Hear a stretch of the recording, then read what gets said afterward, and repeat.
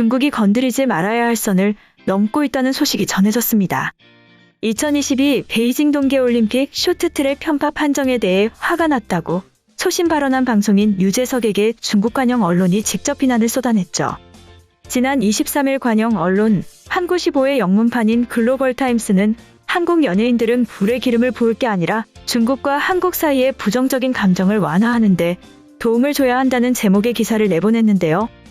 해당 언론은 유재석은 중국의 많은 팬을 보유한 한국 최고의 개그맨이자 방송인이다. 그러나 그는 베이징 올림픽 쇼트트랙 경기 직후 편파 판정에 화가 났다는 그러한 발언을 했다고 전하였죠. 이어 그는 양국 국민 사이에 갈등을 심화할 수 있는 발언을 해서는 안 됐다. 유재석의 중국 팬클럽은 그와 같은 방향으로 걸을 수 없다는 입장과 함께 활동 중단을 선언했다. 많은 중국 팬은 유재석에게 전체적인 진실을 알지 못한다면 문제가 되는 발언을 해서는 안 된다고 지적했다고 말하였습니다. 또 유재석이 해야 할 일은 불에 기름을 더하고 또 다른 여론을 촉발하는 게 아니라 합리적인 여론을 이끌고 중국과 한국 국민 사이에서 더 건전한 교류를 촉구하는 것이라고 밝혔죠. 인민일보의 자매지인 한국15의 여론 부채질은 어제 오늘이 아닌데요.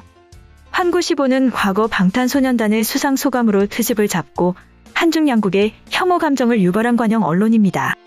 BTS는 2020년 7월 미국 비영리 단체 코리아 소사이어티가 수여하는 벤플리트상을 수상한 뒤 시상식에서 올해는 한국전쟁 70주년으로 양국이 함께 겪었던 고난의 역사와 많은 남성 및 여성의 희생을 영원히 기억해야 한다고 말하였습니다. 이후 한국15는 해당 소감을 정치적 발언이라 지적하며 중국 내 비난 여론을 부채질했고 공격적이고 자극적인 표현으로 국제 소식을 전하는 한국15는 중국 공산당의 대외국 홍보 전략에 적극적으로 활용되는 언론입니다. 주한미군 고고도 방어미사일 배치 논란으로 한반도 전역이 혼란스러울 때 중국 내 혐한, 반한 감정을 끌어올리는 데 선봉 역할을 한 언론 역시 한국15였는데요. 물론 한국15 중문판과 한국15 영문판인 글로벌타임스에 실린 기사가 완벽하게 일치하는 것은 아니지만 상당수 동일한 기사가 중문 영문으로 게재되고 있습니다. 한편 중국은 윤동주 시인마저 조선족이라는 억지 주장을 펼치고 있는 것으로 전해졌죠.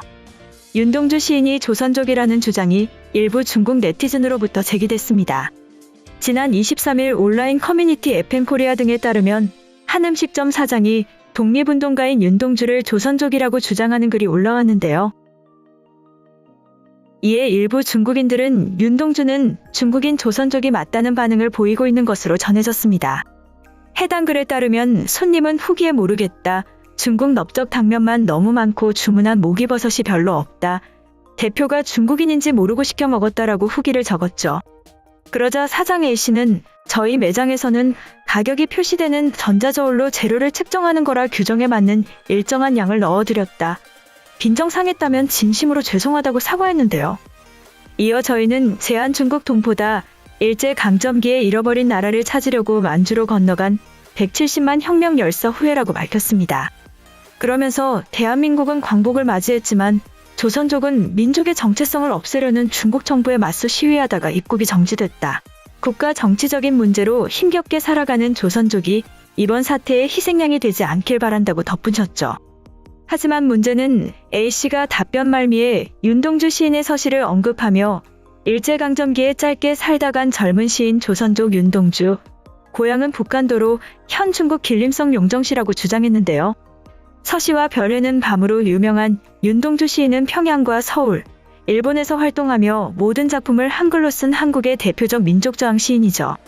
학계는 윤 시인이 조선인으로서 민족적 정체성이 뚜렷했다고 설명하고 있는데요. 북간도의 함경도 이주민, 후손 집안에서 태어난 윤 시인은 고향은 물론 조선과 일본에서도 공부했고 독립운동을 했다는 이유로 검거됐다가 후쿠오카 형무소에서 28 젊은 나이에 세상을 떠났습니다. 윤동주 시인이 조선족이라는 주장은 지난해부터 중국인들 사이에서 제기된 거짓 정보인데요. 실제로 중국 최대 포털인 바이두에는 윤 시인의 국적이 중국, 민족은 조선족으로 표기돼 있어 서경덕 성신여대 교수가 2차례 항의했습니다. 하지만 이를 여전히 시정하지 않고 있는 것으로 확인되었는데요. 최근 서경덕 성신여대 교수는 중국 최대 포털 사이트인 바이두가 시인 윤동주의 국적을 중국으로 민족을 조선족으로 왜곡하고는 시정 요구를 1년째 거부하고 있다고 밝혔습니다.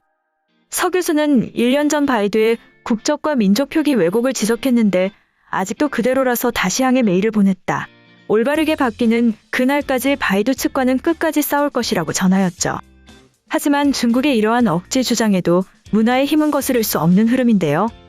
한국의 우수한 문화가 중국으로 넘어가 중국을 집어삼키고 있는 것으로 전해졌습니다. 중국에서 한류는 여전히 금지 상태인데요. 주한미군 사드 배치로 2017년 중국 정부가 하늘령을 내린 후 중국 시장에서 한국이 지워졌습니다. 하지만 아무리 한류를 막아도 중국인 입맛을 잡은 한국 맛은 여전히 중국 소비자 사이에 인기를 누리고 있는 것으로 전해졌는데요. 오리온 초코파이는 중국에서 한 해 2천억 원어치 넘게 팔리고 있는 것으로 전해졌죠. 지난해 오리온의 대표 제품 초코파이가 가장 많이 팔린 나라는 중국이었습니다. 초코파이는 2021년 한국을 포함한 전 세계에서 5,029억 원어치 판매됐는데 이 중 중국 매출이 43%로 2,164억 원을 차지했습니다. 중국에서 초코파이 매출은 2년 연속 2천억 원 이상을 기록했는데요. 오리온은 지난해 중국에선 초코파이 딸기를 비롯해 찰초코파이, 초코파이 바나나가 특히 반응이 좋았다고 설명하였습니다. 오리온은 1997년 중국의 첫 해외 생산 공장을 세우며 현지화에 나섰는데요.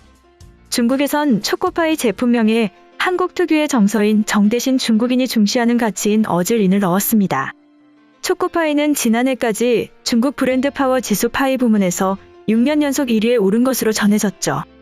지난해 오리온 중국 법인 전체 매출은 1조 1,095억 원으로 2020년 대비 1.7% 늘었는데요.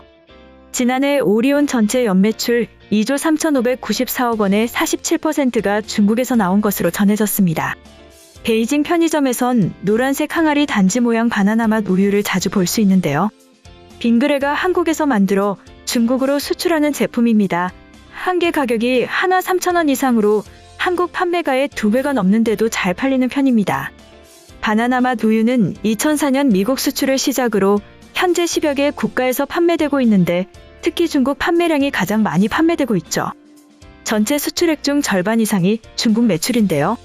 바나나 맛 우유 중국 매출은 2015년 150억 원에서 2019년 200억 원으로 늘었고 2021년엔 260억 원을 기록한 것으로 전해졌습니다.